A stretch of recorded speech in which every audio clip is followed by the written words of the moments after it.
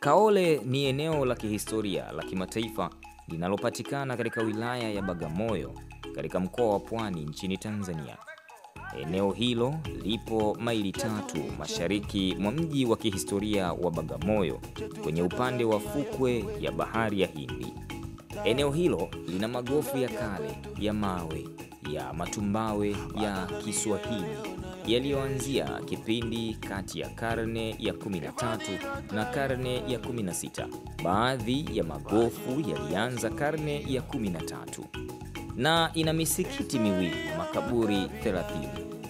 Makaburi ya Kaole yalijengwa kwa mawe ya matumbawe na nguzo za mawe ambazo ziliwekwa alama kwenye baadhi ya makaburi kulingana na mila za wenyeji.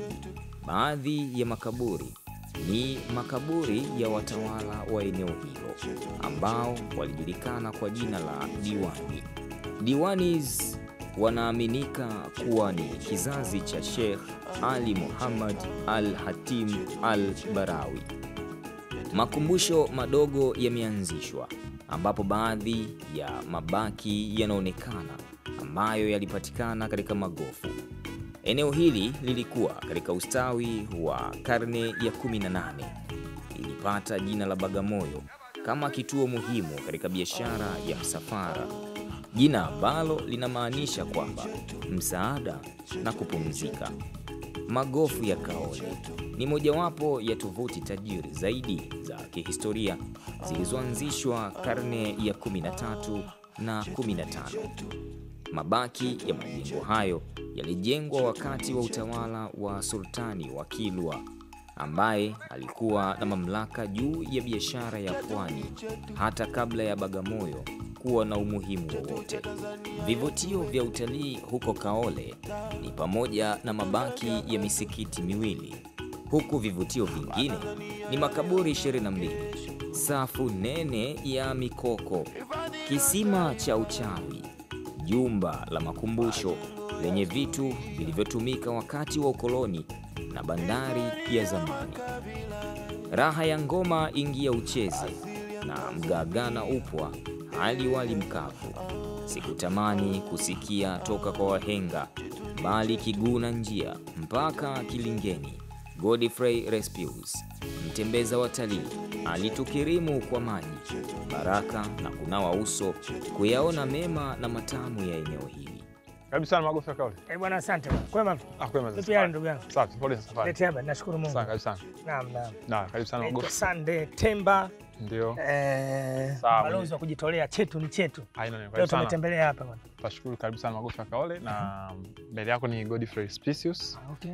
Ambapo nitakuwa mwenyeji wako, lakini pia tuna taratibu ambazo zinafuatwa kama namna ya kuweza kupata huduma ndani ya eneo hili, ikiwemo kufanya malipo ya kiingilio ambapo kwa Tanzania ni shilingi 2000, kwa shilingi 1000, kwa maana 2000 watu wazima na 1000 watoto. Bei rahisi namna hiyo? Ni rahisi sana. Lakini pia namna yetu kufanya malipo imerahisishwa sasa hivi kwamba sio lazima uwe na cash mkononi. Unalipia kwa njia ya mtandao kwa maana Tigo Pesa, M-Pesa, Ropesa, Airtel Money. Maana yake sisi tunachukua taarifa zako tu na kutengeneza konto namba, baada hapo unafanya malipo ya hicho kiingilio. Na kama labda kwa sababu mfano watoto wa shule hawana simu, ndio wanaruhusiwa kuja na cash? Kwa maana wale ambao nao tunaamini watakuwa na cash kwenye simu, na ndio maana tunajaribu pia wanapowasiliana na sisi kupitia peji za kijamii ili waweke utaratibu sawa, kwa maana kuwa na hela mfukoni au kwenye simu, ili wanapofika wao watasimama kama wawakilishi na kulipa kwa niaba ya wanafunzi. Na wageni labda gharama zao? Wageni wa nje bei yao ni shilingi 20,000 kwa shilingi 10,000 kwa maana ya watoto, na wale wenye vibali vya ukazi kwa maana wanakaa Tanzania wanalipia shilingi 10,000 watu wazima na shilingi 5,000 watoto. Lakini kinachohitajika sana kwa wageni wote, wageni wa ndani na wa nje pia, ni kubeba vitambulisho, kwa maana ya kuweza kuturahisishia sisi kutambua huyu ni Mtanzania, huyu sio Mtanzania. Na mmoja wa vitambulisho ambavyo vinasaidia au wanabidi ambatana navyo kati ya hivyo ni pamoja na kitambulisho cha uraia au taifa, passport ya kusafiria, au leseni ya udereva pia au kadi ya kupigia kura. Okay. Kwa hiyo ukija na vitu hivyo inaturahisishia pia sisi kujua ni Mtanzania ama sio Mtanzania. Mimi kwanza nafurahi kwa Ndio. mapokezi mazuri na historia fupi ya namna gani ya kulipa. Ndio. Sababu Watanzania wengi sijui nasema hawana sijui utaratibu wa kutembelea kwenye vivutio vyao. Kwa sababu inawezekana hao wanakijiji ambao hapa Kaole hapa, inawezekana wengi ukiwauliza inawezekana hawajui nini kipo mundani. Unahisi ni kwa nini? Jambo kubwa ni kwa sababu awali ilikuwa ni utamaduni ambao tumejizoesha, kwa sababu kila kitu ni mazoea. Na mazoea yanapokuwa yanaendelea maana yanajenga tabia. Na tabia ikiendelea maana ni jambo ambalo unakuwa unalifanya kila siku na linakuwa ni sehemu ya maisha yako ya kila siku. Kwa hiyo hivyo basi kama taasisi tumekuwa na jitihada kubwa kwa tukiwa chini ya TFS jitihada ya kutangaza, kuhakikisha watu wanapata taarifa kupitia njia mbalimbali. Na ndio maana ukienda matamasha mbalimbali leo hii magofu ya Kaole kupitia TFS utaikuta. Umenitajia matamasha mbalimbali. Tuko kwenye tamasha la 43 umri wa miaka ya mtu mzima kabisa la sanaa la kimataifa Bagamoyo TASUBA hapo. Na kuna ushirikiano mzuri kati ya tamasha lile linavyojaza watu na wageni kutoka nchi mbalimbali na uwepo wa Kaole. Na ukitaja Bagamoyo kivutio kikubwa ambacho mtu huwa anataja ama kinajulikana zaidi ni neno Kaole. Magofu, mnaita magofu ya Kaole? Magofu ya Kaole. Magofu ya Kaole. Japokuwa wengine wanapenda kuita magofu ya kale. Magofu ya kale ya Kaole. Yote sawa chini ya wakala wa huduma TFS. Huduma za misitu TFS. Tuambie mahusiano kati ya tamasha, uwepo wa tamasha chuo cha sanaa Bagamoyo na uwepo wa wageni wengi na sifa ya Kaole inaendana vipi? Uwepo wa tamasha hili ndani ya mji wa Bagamoyo likifanyika ndani ya chuo cha sanaa Bagamoyo kumekuwa na matokeo mazuri sana ndani ya ongezeko la watu wanaokuja kutalii katika eneo hili, lakini pia imekuwa na nafasi pekee ya kituo kutangaza katika namna shughuli ambazo kituo kinajihusisha nazo ambazo ni shughuli kuu 3. Japokuwa wengi wanaiona moja zaidi ambayo ni utalii, lakini kituo kina shughuli kuu 3 muhimu sana ambao ni msingi wa eneo hili kuwepo mpaka sasa, ikiwemo uhifadhi na utafiti, lakini pia shughuli ambayo inajulikana zaidi ni hii ya 3 ambayo ni utalii. Kwa hiyo shughuli zote ni shughuli ambazo zinajitegemea na zinategemeana.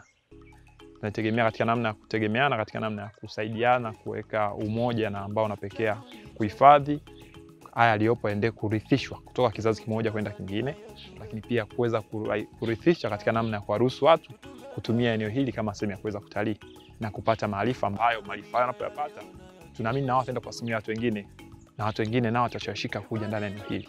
Kwa uwepo wa tamasha hili ni msingi muhimu sana katika kutangaza utalii wa Bagamoyo na utalii wa magofu ya Kaole, lakini pia katika kuelezea upekee wa mji wa Bagamoyo kama moja ya eneo la kipekee lenye historia ambayo inaanzia karne ya 6. Karne ya 6. Na mara nyingi vyetu huwa vina thamani kuliko vya kwao na ndio maana chetu ni chetu, tuko hapa. Kabla ya kututembeza kwenye maajabu ya kihistoria ambayo hapa Kaole. Unaweza kutupa kidogo historia fupi ya maeneo haya? Jambo la muhimu sana katika wageni wanapofika ndani ya eneo hili ni utangulizi wa historia. Magofu ya Kaole limekuwa ni eneo ambalo limekuwa la kipekee, wakati mwingine tunasema ni kitovu cha mji wa Bagamoyo.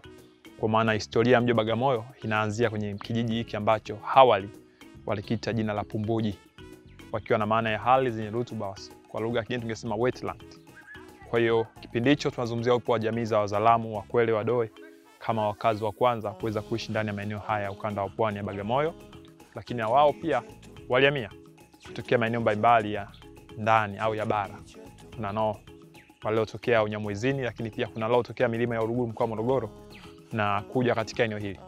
Kwa hiyo ujio wao ndani ya eneo hili kapekea eneo hili kuwa na makazi na watu kwanza kuishi ndani yake, na baadaye tunaweza kuona wakaanzisha makazi mbalimbali kwa kujenga nyumba zao kwa njia ya asili kwa kutumia udongo, miti, lakini pia wakawa wakifanya shughuli mbalimbali: ufinyanzi, uvuvi, biashara, ufuaji wa vyuma, lakini pia walikuwa na uongozi wao kwa asilimia kubwa ulitawaliwa na mtu anaitwa au mtawala anaitwa Mwinyi Pazi Mwene, ambaye aliongoza jamii hizi katika shughuli mbalimbali za uvuvi, ufinyanzi, ufuaji wa vyuma, lakini pia biashara.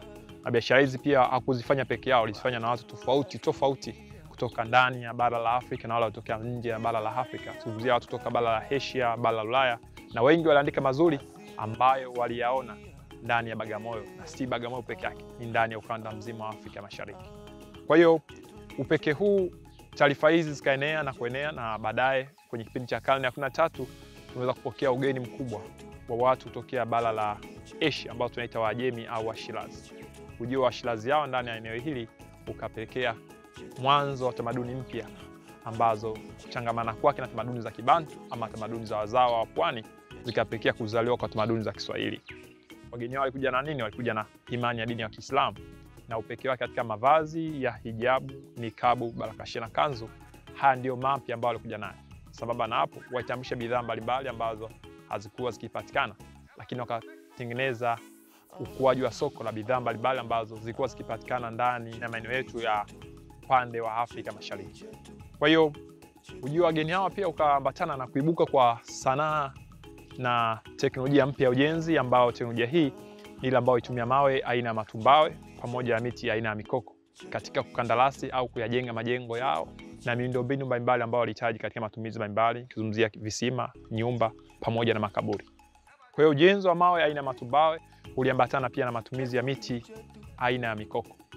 Upekee huu wa ujenzi wa kutumia mawe, miti ya mikoko, uvahaji wa hijabu, nikaba, barakashia na kanzu na ujumla muonekano wa watu hawa uliwastajabisha wenyeji wa pwani. Na wao kwa umoja wao wakawa wakiambizana miongoni mwao kwamba tuchole tukalole vya jawano vino vyote ndile. Hao ni Wazaramo, lakini wakweli hawakuwa nyuma. Wao wakasema chite chikalole vya Mwarabu vitendile, wakiwa na maana twendeni tukaone watu hawa wenye asili ya Kiarabu jinsi wanavyoweza kutenda ama wanavyoweza kuishi. Kwa neno hili katika kurudiwa kwake katika matamshi kwa wageni liliwaia ugumu ama walipata changamoto ya kulitamka kiufasaha. Wengi wao walipojaribu wakawa wakisema kalole, kalole na baadaye ni kahole. Kwa hiyo ukiona jina kaole kwetu sisi tuna maana ya kwenda kuona au kwenda kutizama yaliyopo ndani ya mji wa kihistoria. Ukiona jina kaole maana yake twende tukaone, twende tukatazame, na sisi tunakwenda kuona na kutazama yale ambayo yapo yamejificha. Tunataka Tanzania ijue, dunia ijue, na bahati nzuri hata kwenye mitandao ya kijamii ukiingia ukataja tukaole watu watajua vitu vingi. Wanasema kwamba elimu mara nyingi huwa haishi. Sana. Twende tukalole. Kizalamu nini? Kizalamu wanasema tuchole tukalole. Tuchole tukalole. Lakini wakele wenyewe wakasema chite chikalole. Sasa chite chikalole. Na ndio maana tunakaribishwa na neno chite chikalole. Chite chikalole. Twendeni tu kaone hapa. Na sisi huko ndo tunakwenda kuona sasa. Na ndio maana lengo muhimu sana la kuweka kibao hiki ni kama unapofika nyumba za Waswahili bwana. Kuna neno karibu linaandikwa. Kwetu sisi tumeandika chite chikalole kwamba unapofika ndani ya eneo hili ndio mwanzo wa kwenda kuona historia kwenye karne ya 13 na kwenda kuhitimisha kwenye upande wa karne ya 15. Kwa hiyo ndio kama unaweza kuona eneo letu, tuna upande wa makaburi lakini pia tuna msikiti na kisima. Kwa mbele tunapotizama huu ni msikiti. Ni msikiti ambao umekuwa kivutio cha kipekee na alama ambayo inaendelea kuishi juu ya wakati gani ambapo Uislamu umefika ndani ya maeneo yetu ya ukanda wa Bagamoyo. Ni msikiti ambao una miaka zaidi ya 500, zaidi ya 1000 mpaka zaidi ya 800 kwa sasa. Na miaka hii inakadiriwa kwa sababu ilijengwa mwaka 1250 walipofika wageni hao kwa kutumia 1250. Maana karne ya 13 hiyo. Haya matofali haya? Ni matofali lakini ni matumbawe. Matumbawe ambayo yamechongwa katika kuonekana kwa tofali, lakini kuta zake walizinakshi na kuonekana kama ni matofali ambayo wamenakshi ama wamejenga jengo hili. Ukitazama kwa juu pia waliezeka kutumia mawe. Sio kwamba kuna mabati kwa wakati huo. Sanaa ya ufuaji wa chuma haikuwa kubwa kama ambavyo kwa sasa hivi ipo. Kwa hiyo jengo hili waliezeka na mawe na kuweza kuona kwa sasa kuna hii hali ambayo unaweza kuona juu ya uso ni hali ambayo imejengwa kwa asili ya mazingira kwa sababu ya mvua, upepo unapovuma imeondoa baadhi ya sehemu za eneo hili na kupelekea kutengeneza nakshi ambayo pia imeongeza uthamani wa urembo fulani wa asili. Na matumbawe haya baadhi waliweza kuyasaga. Waliyasaga njia ya kuchoma na moto na kupata unga mweupe ambao unga huo ukawa ndio simenti ya kulifanya jiwe moja na jiwe jingine lishikamane na mwisho wa siku ukuta kukamilika. Sasa hawa jamaa walitumia teknolojia gani? Kwa sababu mwaka 1250 mpaka sasa hivi ukuta upo. Mpaka sasa hivi upo. Walitumia teknolojia gani labda kutokana na watafiti wanavyosema? Teknolojia ambayo kubwa walitumia ni hii ya matumizi ya mawe aina ya matumbawe. Na baadhi kama nilivyosema walikuwa wakiandaa kwa maana kuyatoa baharini na kuyatengenezea kitu kama tanuru. Na wakatengeneza kuni chini, baadaye mawe wakaweka juu na kuwasha moto. Kwa wanapowasha moto yale mawe yanasagika. Yakisha sagika manake wanapata unga. Sasa ule unga wana hatua mbalimbali za kufanya ili uweze kuwa na ubora zaidi. Kuna wakati mwingine uweza kuroweka kwenye maji, wakati mwingine uweza kufukia chini ya ardhi kwa muda wa miezi kadhaa, wakati mwingine mpaka mwaka. Na baadaye ndipo uanza kutumia ili kuongeza mnato wake. Kama simenti, wakati mwingine wanatumia zaidi mchanganyo wa huo unga pamoja na udongo wa mfinyanzi. Ili unapounganisha basi unashikamana vizuri. Kwa hiyo ilikuwa ni teknolojia yenye upekee ambayo inapatikana tu ukanda wa pwani. Na ndio maana majengo hayo utaweza kuona maeneo ya pwani. Ukienda Zanzibar utakuta Kilwa, Mombasa, Pate, Lamu, Gede. Msikiti ni mkubwa. Kwa maana ukisogea kwa hapa unaweza ukauona katika nafasi wa kwanza, kipande cha kwanza. Kwa maana kwa taratibu ambazo ziko leo hii watu tunaweza kuingia kama tutavua viatu. Kwa sababu ni eneo la kiimani. Kwa sababu tutavua viatu ili tuweze kuona ndani kuna nini. Kwa kama ambavyo unaweza kuona, hizi nilizokuwa na kuonesha ndizo kuta ambazo zilikuwa zinaezeka juu, ila zilishikiliwa na miti. Kwa hiyo hizi ndio kama para juu, ila para hilo lilishikiliwa na miti ya mikoko ambayo ilikuwa inashikilia kuhold. Na lakini pia kutokana na miti ya mikoko sio mirefu kusoma itatoka mwanzo wa ukuta mpaka mwisho wa ukuta wa mwisho, hivyo wakawa wanajenga viukuta vidogo vidogo katikati. Na hivi vikuta vidogo na hivyo vikuta vidogo vilikuwa na vitu kama milango, kama ambavyo unaweza kuona kama hapa. Maana yake hapa kwa kuna kama kimlango na pale kuna kimlango. Kwa kama unavyoona ukuta huu ulivyo, ndivyo ukuta ule pale ambavyo ulivyo kuwepo. Kwa katika namna ya ukahaji basi misikiti huwa kuna sehemu ya kukaa wanawake na wanaume. Mara nyingi hii ni kibla. Nikisema kibla kwa Wakristo labda ambao wao wanatumia kama altari. Kwa hiyo kibla ni sehemu ambayo yule ambaye anaongoza ibada au swala ndani ya msikiti atalazimika kukaa na kuongoza ibada, lakini wakati wa kutoa mawaidha huwa anawageukia waumini na kutoa mawaidha. Lakini upande wa kule tuamini ni upande wa wanawake. Kwa hiyo ni jengo ambalo linaelezea pia upekee wa ujenzi wa kale, na kila jiwe unaloliona limebeba historia kubwa ya wahunzi au watengenezaji wa msikiti huu. Kwa sababu hatupendi tuige vya wenzetu wakati vyetu tunaviona vina thamani. Hakika. Chetu ni chetu, tunajaribu kuonyesha ndugu zetu kwamba tunathamini vya kwetu. Kwa hiyo hapa ni msikiti. Huu ni msikiti ambao idadi ya watu ambao walikuwa nasali bado hatujajua. Idadi ya watu utafiti ambao unaonyesha kuna uwezekano uwepo mkubwa wa idadi ya watu katika mji huu kwa kadi ya makaburi ambayo yapo, lakini pia inawezekana ilifika mpaka watu 50 na kadhalika. Kumbuka wakati Uislamu nafika karne ya 13 si wengi walikuwa ni waamini wa dini ya Kiislamu. Kuna ngazi ambazo kwa leo kutokana na taratibu mbalimbali za utunzaji na usimamizi endelevu wa eneo hili zimekuwa haturuhusiwi tena kuzitumia katika kuziepusha na uharibifu. Ngazi hizi ambazo zijengwa maudhui kwa dhumuni la hadhana. Unapowadia muda wa kuswali basi kuna hadhana. Kwa hiyo mwadhini au imamu huwa mara nyingi ndiye alikuwa akipanda pale juu na kuweza kuadhini ili sauti ya adhana iweze kwenda mbali na watu kusikia kwamba ni muda wa kuswali. Na hii inatupa picha kwamba teknolojia imekuwa kwa kiasi gani, kwa sababu ukiangalia teknolojia leo hii misikiti mingi haina ngazi tena kama hizi. Kuna speaker inaitwa minaret ambayo inakuwa imefungwa speaker ikisaidia kuwisha kueneza sauti katika umbali mkubwa zaidi. Kwa hiyo kwa uwepo wa msikiti huu inaonekana watu walikuwa majirani sio mbali na hapa. Maana yake pia katika eneo hili kuna ushahidi wa makazi pia. Tutaenda kuona ushahidi wa makazi, japokuwa sio nyumba zote zijengwa kwa matumizi ya mawe ya matumbawe, kwa sababu wakati huo nyumba za wale ambao labda kwa na uchumi mzuri ndio walijenga kwa mawe ya matumbawe. Lakini pembeni ni zungumzia uwepo wa kisima. Ukiangalia hapa kuna kisima ambacho kina miaka yake pia ambayo haitofautiani na msikiti.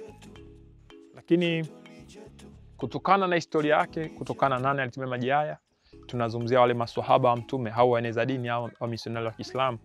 Kwa hiyo maji haya yamekuwa na upekee wa upande wa pili wa kiimani, watu kutumia maji haya katika upande wa imani kwa sababu ya uajabu ambao maji haya yako nao. Uajabu huo ni pamoja na kuwa karibu na bahari. Hapa na bahari tulipo ni tofauti wa umbali mita 100, lakini maji yake hayana chumvi. Hayana chumvi, lakini pia ni maji ambayo hayakauki. Miaka mingi sana kisima hiki kipo na maji yake hajapatwa kuonekana yamekauka. Wala hajai. Na ndio maana nikisema ambacho nasema maji ambayo hayakauki, hapungui wala kuongezeka. Nikisema ambacho mfano hapa tukichota hapa aish. Lakini ajabu ni kwamba ni maji ambayo yamekuwa na matokeo ya kiimani kwa sababu ya upekee. Tunaamini hawa waliotambulisha dini ya Kiislamu walifanya dua pia kufanya upekee wa kisima hiki uwe katika hali ambayo tunaweza kuona leo ni ajabu. Ndio maana maji yake unapotumia leo hii, unapotumia katika manuizi mbalimbali, tunaamini Mwenyezi Mungu ukimwomba kile ambacho unahitaji umuombe kupitia maji haya, basi unaweza kufanikisha jambo lolote na kadhalika. Maji ambayo tunaita maji ya ajabu au maji ya baraka kadhalika. Kwa hiyo tumeka namna yetu ya asili ya uchotaji pia. Unawezekana wengine kata hizi zimekuwa kidogo adimu huko nyumbani, kwa hiyo ukija hapo unajifunza pia.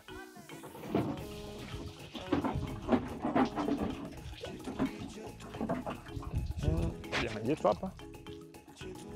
Hapa wanasema, kuna Waswahili wanasema kwamba amini Mungu yupo. Amini Mungu yupo.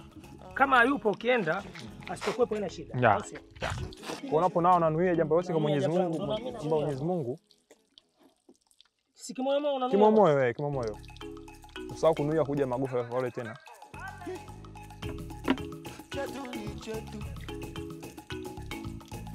Chetu cha Tanzania yetu we. Tutunze vya kwetu.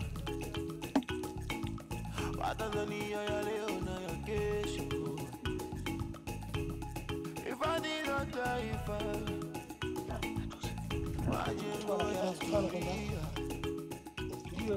Hivi vitu vya kihistoria hivi na vina maana yake kubwa sana. Ndio kwambia ni heri mtu akikwambia Mungu yupo, ni heri nawe ukubali kwamba yupo. Kwa hakika. Tumepata mrejesho. Ukisema hayupo, ukaenda huko juu ukamkuta ni balaa sana. Bora useme yupo, ukienda usipomkuta sio shida. Yeah. Kwa hiyo kuniambia kwamba maji yana ukinuia vitu, kwani nikinawa hivi visipotokea na shida? Je, kama sijanao? Lakini kwa kwetu imekuwa ni moja ya kisima ambacho imekuwa na ushuhuda au kimekuwa wengi sana. Kiasi kwamba ukiona mtu kaja mara kwanza kachota kaondoka nayo, ukaona kaudi zaidi ya mara 2, haiwezi kurudi kama maji yale hayakuwa na matokeo kwenye kufanya haja ya dua yake. Kuna wengine hakuwa wana tunaosondana. Kubwa njoo beba chupa, sababu ni moja bidhaa adimu sana. Unaweza kaacha chupa sehemu, basi ukirudi watu washapita nayo. Lakini ukiangalia upande huu, haya tunaotazama ni makaburi. Ni makaburi ambayo baadhi yana minara mirefu, baadhi yana minara, mengine na ujengaji wa tofauti na nakshi zikiwa ni zenye tofauti, lakini pia tofauti huu umekuwa ni jambo la muhimu sana kwa wale ambao tunaita ni watafiti. Kama nilivyoweza kusema awali, makaburi baadhi yanaonekana kuwa na minara, mengine hayana minara kabisa. Hata yale ambayo yana minara pia minara yake imetofautiana. Hiyo ni tafsiri au alama ya uongozi. Kwa wale ambao walikuwa ni viongozi, basi makaburi yao yanakuwa minara, na kutofautiana kwa vyeo vyake basi ni katika urefu wa minara hiyo. Kwa mbele yetu ni kaburi la Harib bin Juma, ambaye tunaamini alikuwa ni miongoni mwa viongozi wakubwa kwa wakati huo, na ndio maana ni mnara au kaburi lake na mnara mrefu kuliko makaburi mengine ambayo yako ndani ya eneo hili. Makaburi mengi tumeshindwa kupata taarifa ya kinifu au taarifa za undani zaidi kuhusu watu wake waliozikwa ndani yao makaburi, kwa sababu moja, maandishi mengi yaliharibiwa na mazingira au mabadiliko ya nchi yanapotokea, upepo unapovuma, kuna mmomonyoko wa udongo unaotokea ndani ya nyuso za hayo makaburi. Kwa maandishi mengi yamepotea, na kwa maeneo haya kutokuwa na maandishi mengi, na unaweza kushuhudia katika eneo hili la Harib bin Juma kuna maandishi machache yaliyoandikwa katika lugha ya Kiarabu yakielezea taarifa nyingi kumhusu mtu huyu. Kwa sasa hivi yamebakia machache, na haya ndio tunatumia kutafsiri na kupata haya ambayo tunaweza kuyasikia kuhusu kaburi hili la mtu huyu maarufu kama Harib bin Juma. Kwa hiyo maandishi ndio kama hayo. Lakini pia ukiangalia mnara huu kuna mashimo yako kwenye kwa juu, kuna mashimo yako 5 kwa idadi yake. Ndani ya mashimo hapo kuna sahani, tunazita sahani za kauli, ambazo ziliongeza nakshi, ziongeza upendezeshaji wa kaburi hili na kuifanya liwe la kipekee. Japokuwa sahani hizo kwa sasa zipo kutokana na ukale, na watu wengine wanaondoka nazo kwa sababu ya kiimani, wakiamini labda zinaweza kuwa na nguvu kubwa katika matumizi ya kiimani.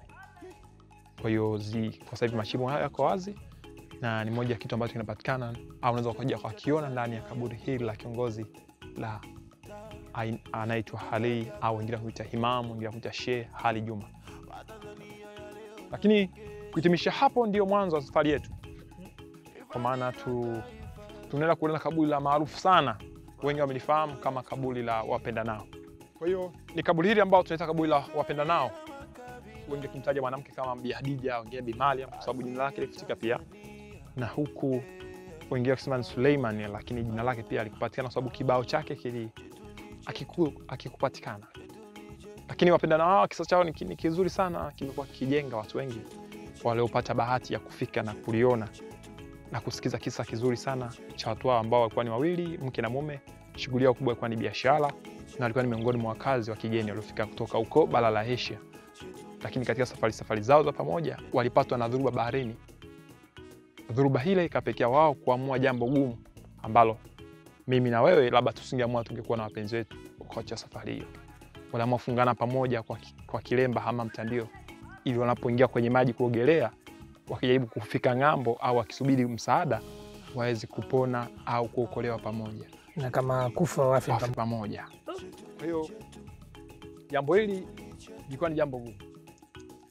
Kwa waliweza kushuhudia, ndio walikuja kusimulia maamuzi haya kwamba walifanyaje hadi miili yao kukutwa imefungana pamoja pwani. Kwa sababu baada ya kifo chao miili yao ilisukumwa na maji ikaja pwani. Kwa pwani ilipopatikana, kwa sababu watu wakawa wakifahamu, wakaamua kuwazika makaburi pacha ama makaburi ambayo ni mawili yaliyoko jirani.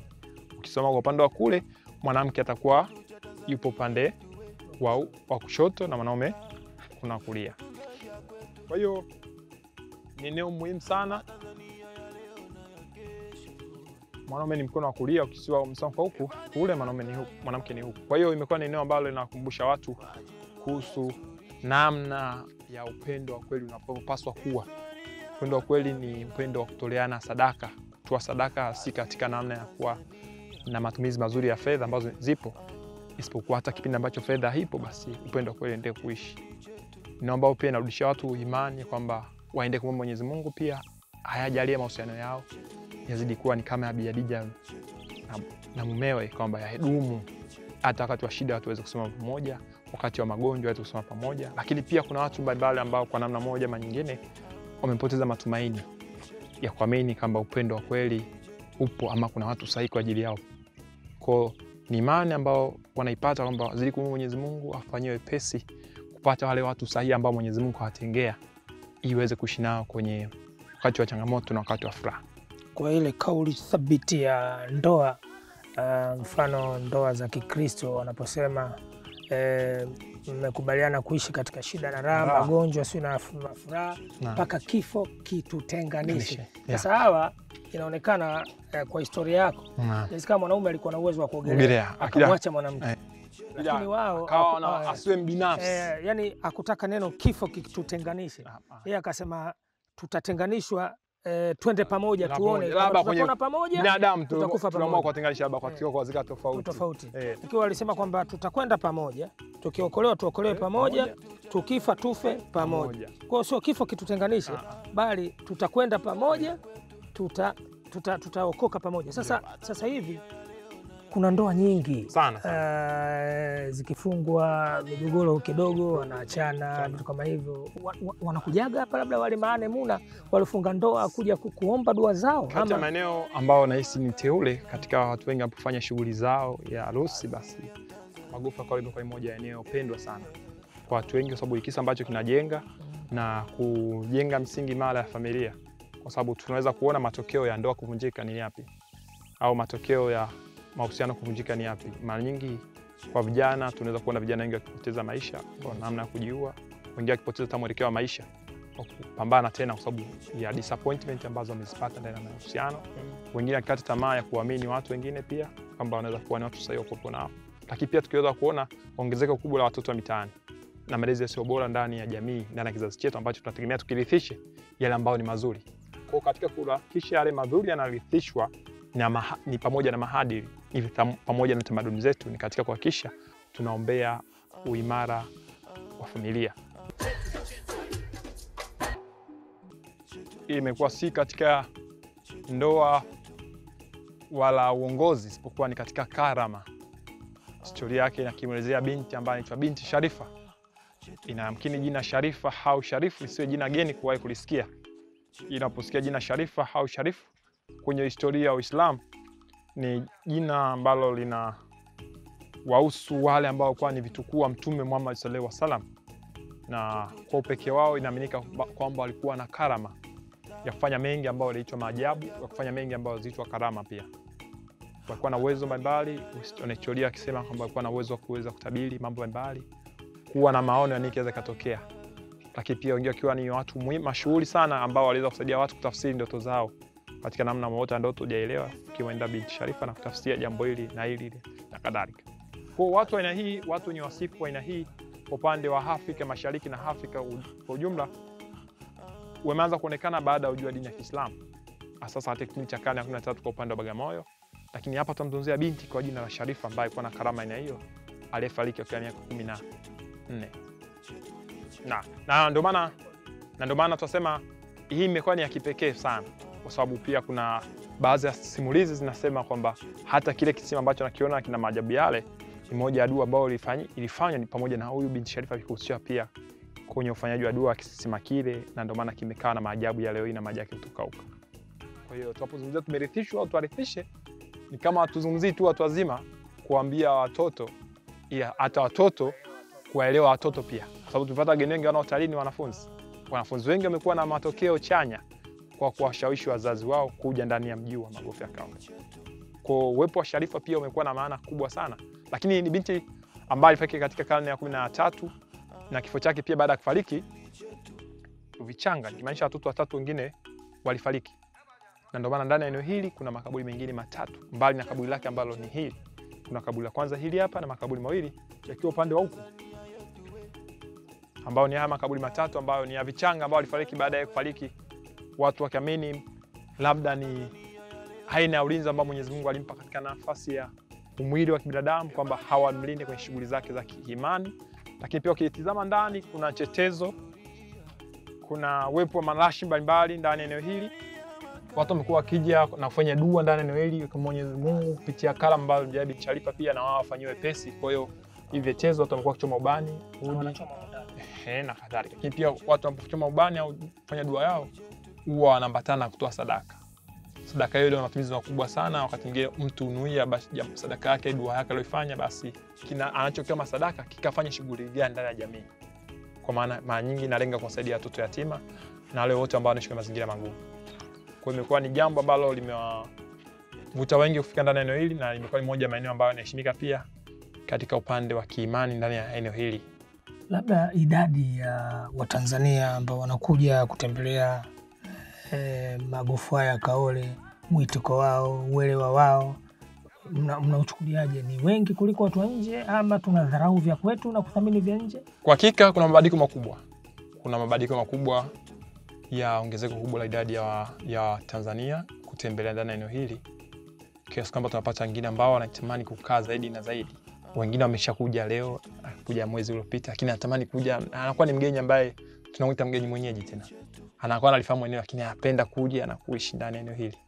Kadhalika. Ndio maana wengi wameshauri wakisisitiza pia urithishaji, utunzaji uwe ni nguzo muhimu sana ambayo inazidi kuimarishwa na kuwekwa kila siku ndani ya eneo hili, ili tunacho nacho kisishie tu kuwa ni magofu, kiwe ni historia ambayo inatukumbusha, inatupa taarifa juu ya babu zetu na kadhalika. Kuna jambo moja ambalo nataka tuwalishi wa Tanzania ambao wanaangalia kipindi cha Chetu ni Chetu. Bahati njema mara nyingi watu tunazunguka kwenye mikoa mbalimbali, lakini lengo pia ni kuenzi mila na desturi zetu, mitambiko na vile vitu ambavyo tunaamini kwamba wazee wetu waliviomba. Sasa hivi kumekuwa na ombwe la watu kudharau. Yawezekana kuna baadhi ya viongozi, sitaki kusema kwamba ni viongozi wa kana gani, lakini wanawashawishi watu kwamba tuachane na mila hizo, zilikuwa potofu. Hizo mila zifai, mitambiko haifai. Mfano Wachaga kule Moshi, Uru, Kishimundu ama Wachaga wa Marangu na sehemu nyingine wanapandaga masale yale. Wanamimina mitambiko yao, wanamimina maziwa, wanaomba dua zao kwa Ruamangi wa kwao na Mungu mara nyingi anajibu. Lakini sasa hivi sisemi kwa Wachaga, sasa hivi imetoka ile ombwe na kwamba hivyo vibaya. Yaani zinatoka nje kwamba hizo mila zenu ni mbaya, fuateni hizi. Unazungumziaje? Inawezekana baadaye tukakosa vya kwetu. Hiyo ni kutokana na kutotambua dhumuni kubwa la shughuli za kitamaduni, kwa sababu shughuli nyingi za kitamaduni hazianza kuwepo leo hii, na si kwamba zikifanyika kwamba watu hainamaanisha kwamba watu waamini Mungu. Mungu yupo na watu walimwamini, ndio maana ukienda kwenye lugha zetu za asili neno Mungu linajidhihirisha kuwepo. Kama watu wakuamini kama Mungu yupo, basi tusingeelewa neno Mungu likidhihirika ndani ya mioyo. Lakini pia ukiangalia matambiko ni jambo ambalo linafanyika, isipokuwa kwa sasa tumebadilisha na kulifanya kuwa ni fedha. Matambiko ukiangalia kwenye maandiko mbalimbali ya kidini tunaweza kuona watu kuchukua nyama na kuteketeza, wengi wakichinja. Kwa ni jambo ambalo labda watu wanatazama katika mtazamo tofauti kutokana labda na tamaduni za Kimagharibi. Labda hiyo tamaduni za Kimagharibi ni kama zimekuja kutusaulisha yale ya muhimu ambayo ni ya kwetu, na hii haijawa tu kwenye masuala matambiko tu, imekuwa kwenye vitu vingi. Leo hii tunaweza kuona watu wanaona ni fahari kujua lugha ya kigeni ya Kiingereza kuliko kujua lugha ya Kichaga, lugha ya Kizaramo, lugha ya Kikwere na kadhalika. Kwa hiyo ili watu wakumbuke umuhimu wa vitu hivi, tunabidi tuende kuviishi vile vitu vilivyo vya kwetu na kuacha kuwa watumwa wa vile vya kivivyo vya kigeni. Ndio maana tumerithishwa, tuwarithishe na lenga pia kuuisha, kufufua zile tamaduni zetu na mila zetu bora ambazo ni msingi wa tamaduni zetu na ndizo msingi wa maendeleo yetu pia. Mimi nitakufa nazo, nitaishi nazo kwa sababu hazinipunguzi kitu, zaidi ni dua na kuheshimu mila zetu. Wale ambao wanaona hazifai basi waendelee kuwa na imani nao, si walazimishi, lakini kama unavyosema ndio maana ya magofu yapo na tunazungumzia mpaka leo na watu bado wanaendelea kupata karama zao. Bado tuko Kaole. Hapa tulipo ni moja ya ushahidi muhimu sana kuonesha kwamba baadhi ya nyumba, kuonesha ukazo wa watu ndani ya mji huu, pia kupitia uwepo wa msingi wa nyumba. Watu wengi wamekuwa wakijiuliza wapi watu waweza kuishi, kwa sababu tumeweza kuona eneo kubwa lina makaburi na misikiti, na kwa nini nyumba ni chache. Uwepo wa nyumba chache za aina hii tafsiri kwamba wale ambao walikuwa na nafasi ya uchumi, wale ambao walikuwa na uchumi mzuri ndio waweza kuwa na nyumba ambazo zimejengwa kwa kutumia mawe aina ya matumbawe pamoja miti aina ya mikoko. Tukiamini nyumba nyingi zijengwa kwa asili, kwa maana kutumia miti pamoja na udongo ambao usingeweza kuwepo mpaka leo hii. Na ndio maana tunakosa ushahidi mwingi unaoonyesha uwepo wa nyumba nyingi ambazo zimejengwa kwa mawe aina ya matumbawe, kwa sababu ya ujenzi kwa kutumia teknolojia hii. Ni ujenzi ambao kwa ni hali, ni ujenzi ambao unahitaji uwe na uchumi mzuri kuweza kupata malighafi hizi na kuweza kujenga ama kukandarasi nyumba yako. Lakini pia ni msingi huu ambao umepatikana kutokana matokeo ya tafiti kama moja ya shughuli muhimu ya kituo cha magofu ya Kaole. Utafiti wa kwanza ni ule ambao ulifanyika mwaka 1958-59 ukapelekea kupatikana kwa msingi huu na mengine mengi ambayo hayo yameweza kuhifadhiwa ndani ya makumbusho ya magofu ya Kaole. Na magofu ya Kaole mbali inakuwa ni eneo la kihistoria, tuna jengo dogo ambalo limehifadhi masuala mbalimbali ya kihistoria na yale ya kitamaduni ambayo yanaelezea kiupekee zile shughuli ambazo waliweza kuzifanya kama ufinyanzi, uvuvi, biashara na mengine mengi yanayohusu utamaduni wa wakazi wa pwani katika namna ya shughuli yao mama ambayo ni shughuli ya uvuvi na shughuli nyingine za kitamaduni katika namna ya uvaaji wa mavazi yao ya asili, namna ya shughuli zao za kitamaduni na kadhalika. Kwa hiyo tukaribia ndani ya jengo la makumbusho kuweza kuyaona yale ambayo ni muhimu kuweza kuyaona unapokuja ndani ya magofu ya Kaole. Karibuni sana.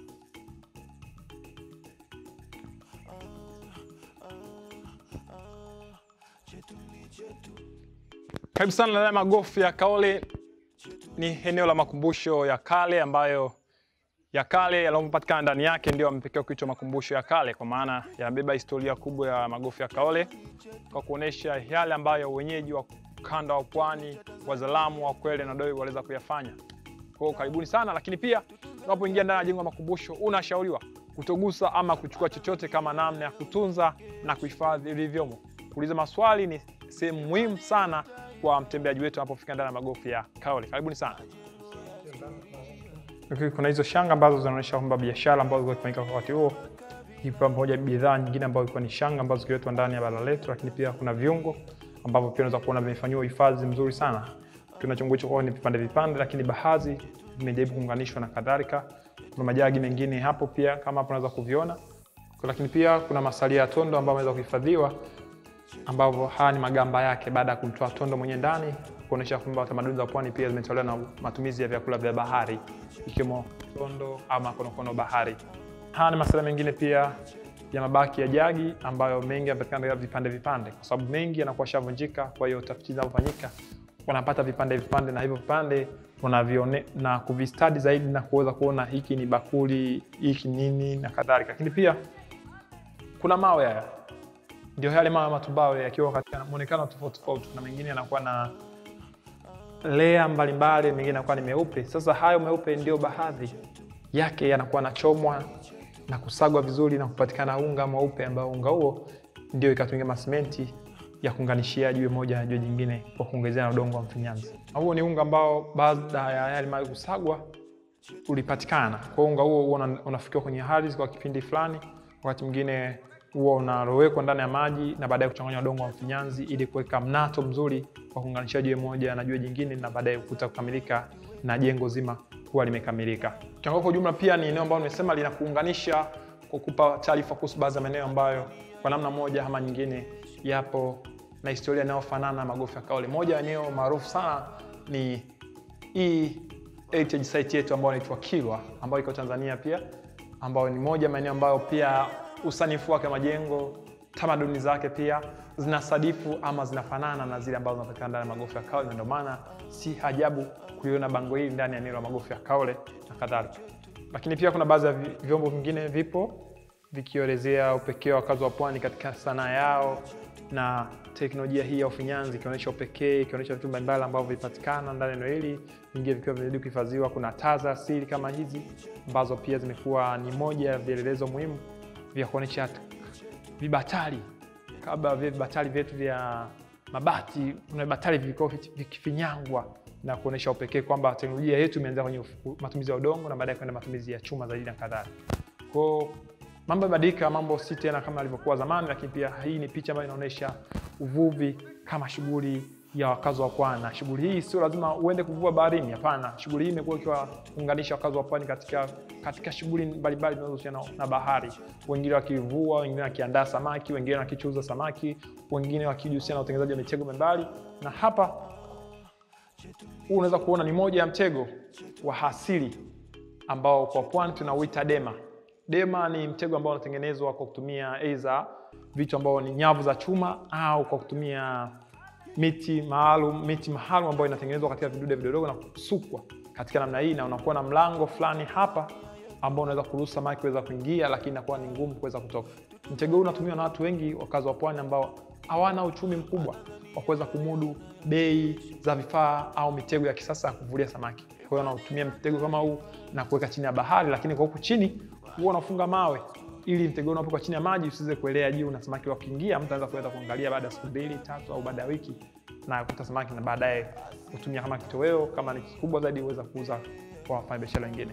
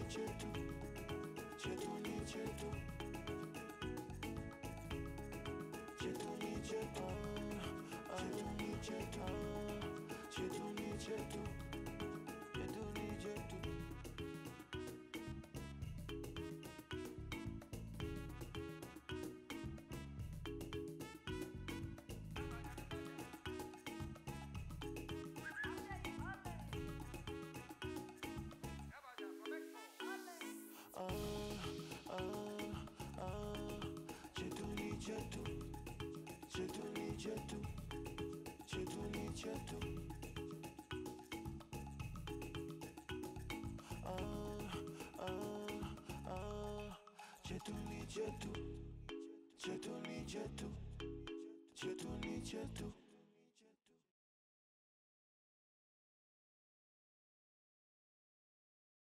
Tuma maoni yako kuhusu kipindi hiki kupitia mitandao yetu ya kijamii: Facebook ITV Tanzania, YouTube ITV Tanzania.